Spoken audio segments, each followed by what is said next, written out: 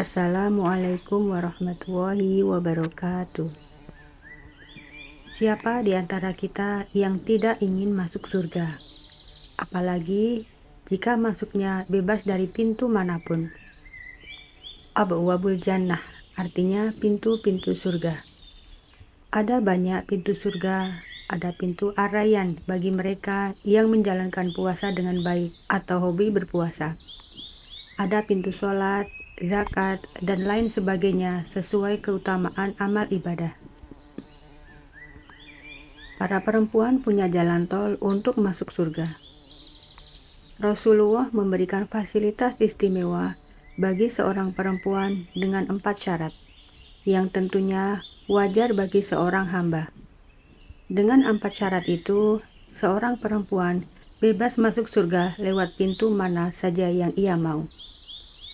Sungguh hal ini merupakan suatu kemudahan yang sangat luar biasa bagi wanita, sekaligus sebagai motivasi agar setiap mukminah berusaha dengan sepenuh hati dapat menunaikannya dengan sebaik-baiknya. 4 syarat itu adalah: yang pertama, menjaga sholat 5 waktu. Kriteria pertama agar seluruh pintu surga dibukakan bagi wanita muslim adalah menjaga sholat 5 waktu selama berada di luar momen diharamkannya sholat seperti haid dan nifas. Maka sudah seyogyanya kaum wanita dapat menjaga sholat 5 waktu ini dengan baik. Jangan menunda setelah ia benar-benar telah suci dari haid atau nifasnya karena malas misalnya. Sembari dengan itu, harus tetap menjaga kualitas sholatnya, karena hal itu bagian dari menjaga sholat itu sendiri. Pentingnya amalan sholat ini bahkan pernah ditekankan dalam hadis Rasulullah SAW. Disebutkan, sholat adalah amalan yang pertama kali dihisab pada hari kiamat kelak. Sesungguhnya, amal yang pertama kali dihisab pada seorang hamba pada hari kiamat adalah sholatnya. Maka jika sholatnya baik, sungguh ia telah beruntung dan berhasil. Dan jika sholatnya rusak, sungguh ia telah gagal dan rugi.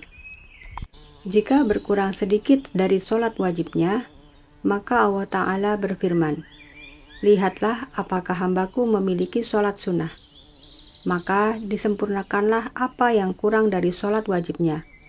Kemudian begitu pula dengan seluruh amalnya." Hadis riwayat Tirmizi dan An-Nasa'i. Yang kedua adalah puasa Ramadan. Puasa Ramadan dapat menjadi tantangan bagi wanita muslim saat harus mengqadha puasa yang ditinggalkannya karena alasan syar'i, seperti masa haid, masa hamil, melahirkan, hingga nifas. Dibutuhkan komitmen untuk mengerjakannya di luar bulan puasa. Yang ketiga adalah menjaga kehormatan diri. Menjaga kehormatan diri yang dimaksud dapat dilakukan dengan menahan pandangan, memelihara kemaluan, berjilbab syar'i, hingga menutup aurat.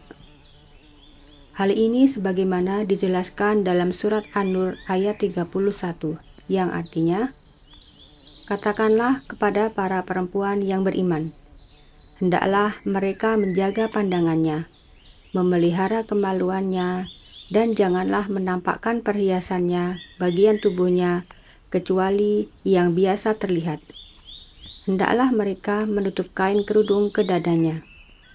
Hendaklah pula mereka tidak menampakkan perhiasannya atau auratnya kecuali kepada suami mereka, ayah mereka, ayah suami mereka, putra-putra mereka, putra-putra suami mereka, saudara-saudara laki mereka, putra-putra saudara laki-laki mereka, putra-putra saudara perempuan mereka, para perempuan sesama muslim, hamba sahaya yang mereka miliki, para pelayan laki-laki tua yang tidak mempunyai keinginan terhadap perempuan, atau anak-anak yang belum mengerti tentang aurat perempuan.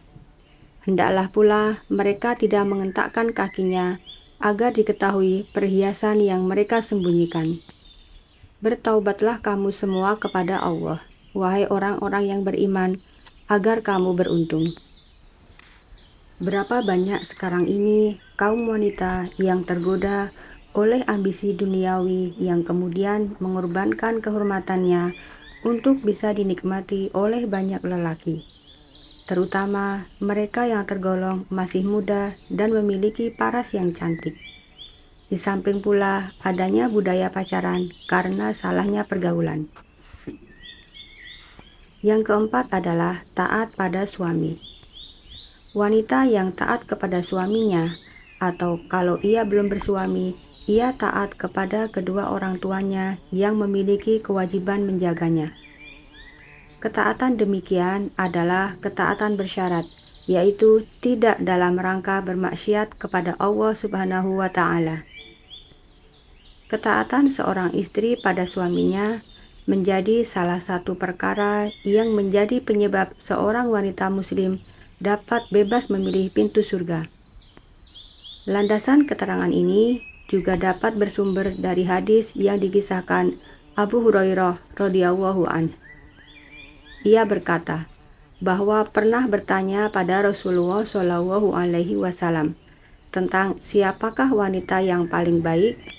Lalu Rasulullah Shallallahu alaihi wasallam pun menjawab, yaitu yang paling menyenangkan jika dilihat suaminya, menaati suami jika diperintah, dan tidak menyelisihi suami pada diri dan hartanya, sehingga membuat suami benci.